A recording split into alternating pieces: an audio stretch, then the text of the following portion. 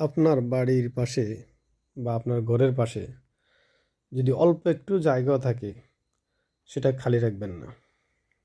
সেখানে যে কোনো সবজি লাগান।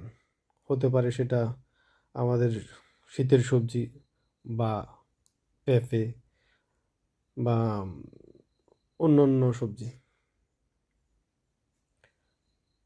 আমি আমার ঘরের পাশে যেটুকু জায়গা খালি আছে সেখানে আমি পেঁপে গাছ লাগাইছি।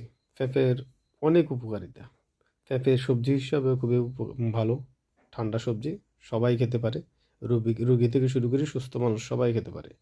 আবার আপনি পেঁপে পাকলেও ছোট ছোট বাচ্চারাও খুব পছন্দ করে পেঁপে। পেঁপেতে প্রচুর পরিমাণে ভিটামিন আছে। এমনকি ফল হিসাবেও খুবই গুরুত্বপূর্ণ এবং খুবই উপকারী।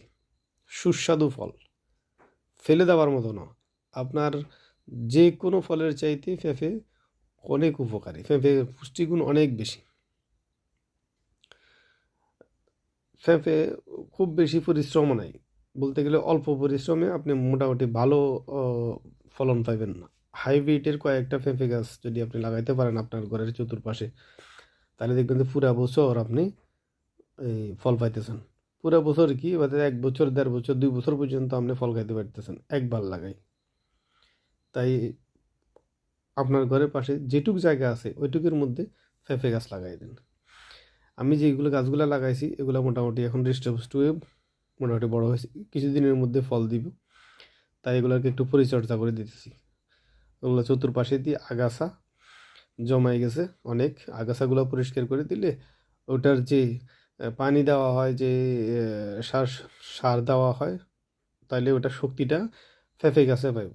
এখন তো পেঁপে গাছে পায় না, আশপাশে দিয়ে যে আগাছাগুলো হয়েছে, ঘাসগুলো হয়েছে, ওরাও খাইয়ে নেয়, ওরাও টেনে নিয়ে যায়। ওটা শক্তি পায় না, শক্তিটা আগাছাগুলো নিয়ে যায়।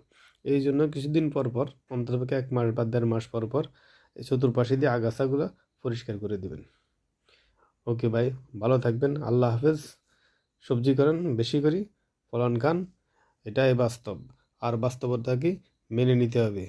আল্লাহ হাফেজ। Good bye Bangladesh.